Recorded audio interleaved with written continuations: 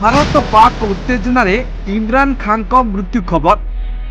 आतंकी हमला भितर केमिति मले पूर्वतन प्रधानमंत्री इमरान। जेल में थिबा इमरान को मृत्यु पछरे अछि कि आईएसआई हाथ। फाइनल होछि इमरान को मृत्युर फटस्थ प्रेस रिलीज।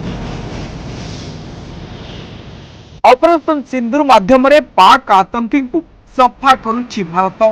दुई देशर उत्तेजना मध्य आसी बड़ खबर। पाकिस्तान पूर्वतन प्रधानमंत्री एवं पाक क्रिकेट दलर पूर्वतन अधिनायक इमरान खान का मृत्यु खबर सोशल मीडिया रे चांचल्य सृष्टि करुछि।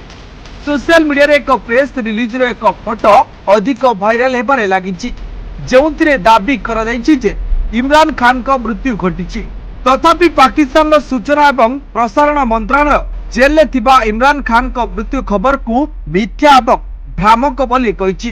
पाकिस्तान वैदेशिक मंत्रालय पक्षरु एक विवृत्ति रे दाबी करा जायछि जे इमरान खान का मृत्यु न्यायिक हेफाजत रे होइतिला।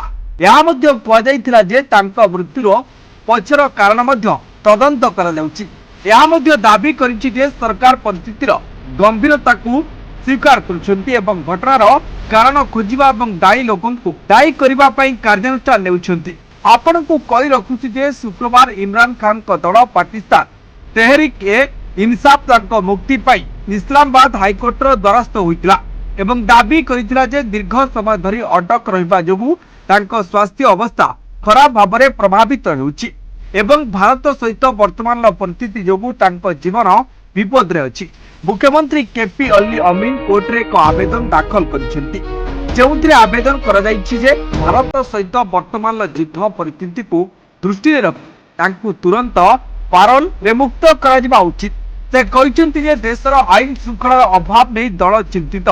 से मध्य दाबी करिसेंति जे इमरान खान तांको अटक समय जेल नियम उल्लंघन करिनांति। राजनैतिक उद्देश्य प्रणोदित मामला जोगु खान को दीर्घकालीन अटक तांको मौलिक अधिकार उल्लंघन बरी मुख्यमंत्री दाबी करिथिले। Bureau report news 95 Odia.